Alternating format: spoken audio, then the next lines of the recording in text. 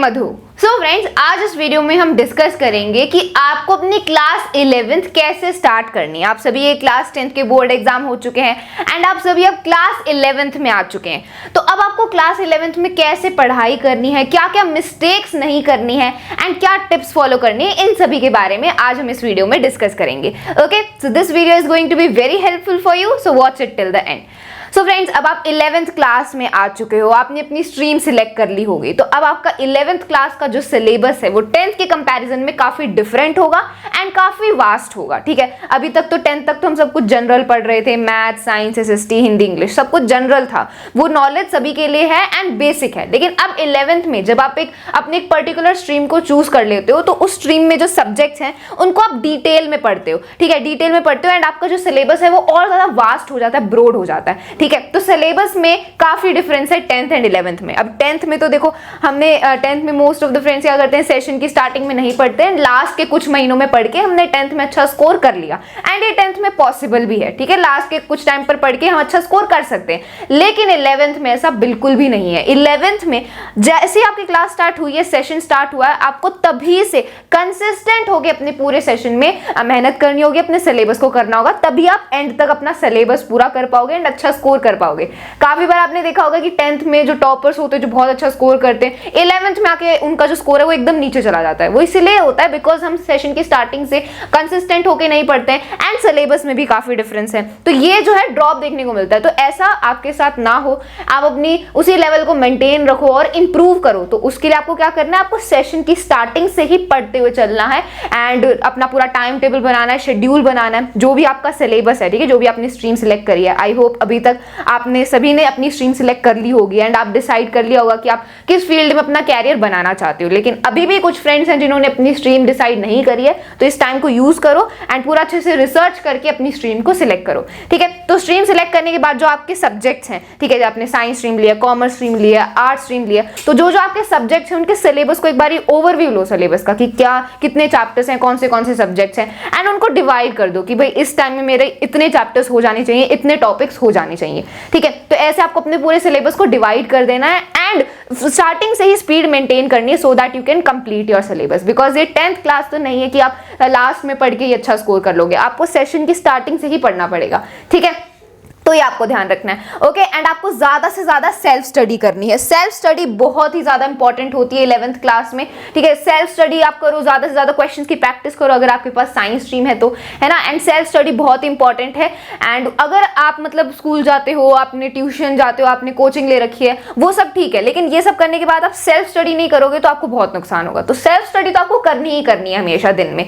ठीक है, तो आपको सबसे पहले कंसेप्ट को अंडरस्टैंड करना है। ठीक है, जो भी आप चैप्टर पढ़ रहे हो उसकी कंसेप्ट की अंडरस्टैंडिंग करो। ठीक है, अभी तक तो 10th में भी हमने कंसेप्ट अंडरस्टैंडिंग पर ही फोकस किया, लेकिन इतना ज्यादा फोकस नहीं है। क्वेश्चन आंसर्स पर हमारा ज्यादा फोकस था कि कैसे आंसर बनाने हैं, कैसे क्वेश्चंस आएंगे, उस पर हमारा ज्यादा फोकस था। लेकिन 11th क्लास में कंसेप्ट की अंडरस्टैंडिंग सबसे ज्यादा इंपॉर्टेंट है। कंसेप्ट को जब हम अंडरस्टैंड कर लेते हैं तो वो हमारी लॉन्ग टर्म मेमोरी में रहता है। ठीक है, तो 11th में ये जो है, ये आपका जो परसेप्शन है ये चेंज होने वाला है। You will focus more on the concept. ठीक है, कंसेप्ट समझ में आ जाते हैं तो वो सबसे ज्यादा इंपॉर्टेंट है। क्वेश्चंस तो आप अपने आप कर ही लोगे। ठीक है, तो कंसेप्ट की अंडरस्टैंडिंग पे ध्यान देना है। क्वेश्चन का रट्टाफिकेशन, इसका तो कोई चांस ही नहीं है, कोई जगह ही नहीं है। कंसेप्ट की अंडरस्टैंडिंग करनी है। Then revise and practice. जब आप कंसेप्ट्स को समझ लेते हो तो बार बार उनको रिवाइज करना है। एक बार समझने के बाद आप उसे छोड़ दोगे तो फिर एंड तक आते आते तो आप वो सब कुछ भूल चुके होगे। इसीलिए क्या करना है, टाइम टू टाइम रिवाइज करते रहना है। जैसे आप अपना कोई वीकली टेस्ट ले सकते हो, टेस्ट पेपर कर सकते हो, या मंथ के एंड में अपना खुद को चेक करो, टेस्ट करो। तो ऐसे जो है आपका सिलेबस, जो कंसेप्ट आप समझते जा रहे हो वो साथ साथ रिवाइज होते जाएंगे एंड आपके दिमाग में रहेंगे, आप उन्हें भूलोगे नहीं। ठीक है, तो रिवाइज करना बहुत ज्यादा इंपॉर्टेंट है एंड प्रैक्टिस। आपके पास मैथ्स है, साइंस स्ट्रीम है तो उसमें तो क्वेश्चंस वगैरह होते हैं, कॉमर्स स्ट्रीम है तो उसमें बार बार क्वेश्चंस की प्रैक्टिस करो। ठीक है, एक टाइम फिक्स करो कि इतने टाइम में मैं इतने क्वेश्चंस की प्रैक्टिस करूंगा। तो प्रैक्टिस करना बहुत ही ज्यादा इंपॉर्टेंट है, बार बार आपको प्रैक्टिस करनी है। क्योंकि कई बार हम क्या करते हैं, प्रैक्टिस नहीं करते, बस थ्योरी पढ़ते रहते हैं, समझते रहते हैं, तो वो कई बार हमारे दिमाग में हम उसे समझ नहीं पाते, हमारे दिमाग के ऊपर से चला जाता है। तो जब हम प्रैक्टिस करते हैं तो फिर हमें खुद से अपना जो भी भी हमने सीखा है उसको अप्लाई करना पड़ता है, तो प्रैक्टिस करना बहुत इंपॉर्टेंट है। And clear your doubts timely. अब देखो जो आप पढ़ रहे हो ना, डाउट्स भी आपके आएंगे, बिकॉज देखो ऑब्वियसली सिलेबस में चेंज आ रहा है, सब्जेक्ट्स चेंज हो रहे हैं आपके, एंड आप डिटेल में पढ़ रहे हो, तो आप डाउट्स आएंगे आपके दिमाग में जब आप पढ़ रहे होगे, तो डाउट्स को साथ साथ में क्लियर करते हुए चलो, बिकॉज ये जो आप पढ़ रहे हो अभी 11th 12th में, ये आपका एक टाइप से बेस है एंड इसका आगे बहुत यूज होने वाला है। ये जो 11th 12th क्लास है ना, इसको एक ही मानो, ये एक ही आपकी क्लास है, एंड इसका ये जो सिलेबस है 11th 12th का जो सिलेबस है वो एक टाइप से डिवाइड हो गया, आधा 11th में आधा 12th में, ठीक है। तो आप 12th में बोर्ड्स में जितना ध्यान देने वाले हो उतना ही ध्यान आपको 11th में देना है। 11th में काफी फ्रेंड्स ऐसे सोचते होंगे कि 11th बोर्ड की क्लास छोड़िए, इसमें तो हम आराम से रिलैक्स करके पढ़ लेंगे, ऐसा बिल्कुल भी नहीं है। 11th के कंसेप्ट को आपने अच्छे से नहीं समझा तो 12th में तो आप और ज्यादा प्रॉब्लम फेस करोगे, बिकॉज इनका एक सा ही सिलेबस है 12th एंड 11th का। तो 11th में आपको अपनी पूरी जान लगानी है, जो भी आपके डाउट्स हैं उनको उसी टाइम पे क्लियर करना है, बिकॉज ताकि आगे जाके आपको कोई कंफ्यूजन ना रहे, बिकॉज ये बेसिक्स हैं अभी 11th 12th के, ठीक है। आपके कैरियर में जो आप आगे करोगे तो उसके लिए बेसिक्स हैं 11th 12th का सिलेबस, इसलिए डाउट्स को साथ साथ में क्लियर करते हुए चलो। अगर आप ऐसे डाउट्स को इकट्ठा कर लोगे तो फिर आपको आगे प्रॉब्लम आएगी,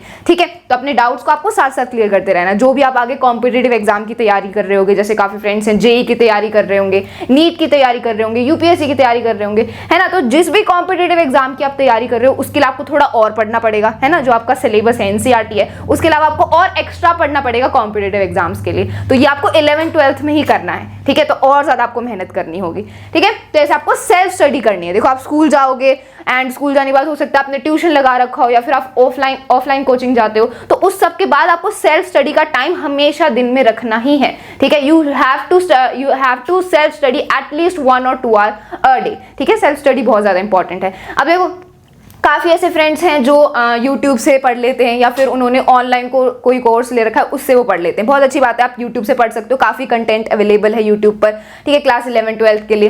एंड साथ ही साथ ऑनलाइन भी काफ़ी कोर्सेज अवेलेबल है, वहाँ से आप कर सकते हो, है ना। ऐसे आप सेल्फ स्टडी कर सकते हो। लेकिन काफ़ी फ्रेंड्स हैं जिन्होंने ऑफलाइन कोचिंग भी ले रखी है, वो ट्यूशन जाते हैं, वो भी ठीक है, अगर आपको वो सही लगता है तो आप वो ले सकते हो। लेकिन मैं आपको रिकमेंड करूँगी कि आप ऑनलाइन ज़्यादा पढ़ो, बिकॉज देखो ऑफलाइन कोचिंग जाने में काफ़ी टाइम वेस्ट होता है ना, ट्रैवलिंग का टाइम वेस्ट होता है, एंड और बहुत उसके झंझट होते हैं, एंड उसमें टाइम वेस्ट हो जाता है, ठीक है। ऑफलाइन कोचिंग में आपको एक पर्टिकुलर टीचर से ही पढ़ना पड़ता है, आप अपने हिसाब से टीचर्स को चेंज नहीं कर सकते, है ना। जबकि आप ऑनलाइन कोचिंग से पढ़ोगे, यूट्यूब से पढ़ोगे, तो आप रिकॉर्डेड लेक्चर्स देख सकते हो, अपने हिसाब से अपना शेड्यूल प्लान कर सकते हो, जो भी आपको कंसेप्ट समझ में नहीं आ रहा स्पेसिफिक उसको समझ सकते हो, जो भी टीचर जिस टीचर से आपको अच्छे से समझ में आता है उससे आप पढ़ सकते हो। तो ऑनलाइन कोचिंग के एंड यूट्यूब से पढ़ने के काफी फायदे होते हैं, ठीक है। तो अगर ऐसे आप ऑनलाइन तरीके से सेल्फ स्टडी करते हो तो वो बेस्ट रहेगा। अदरवाइज ऑफलाइन कोचिंग भी आप ले सकते हो, बट आई विल रिकमेंड कि आप ऑनलाइन ही ज्यादा पढ़ो, ठीक है। तो ऐसे आपको सेल्फ स्टडी करनी है, ठीक है, सेल्फ स्टडी करनी है। एंड आपको पूरे साल कंसिस्टेंट रहना है, ठीक है। पूरे साल आपको सेम तरीके से मेहनत करनी है। ऐसा नहीं कि अभी तो रिलैक्स हो, फिर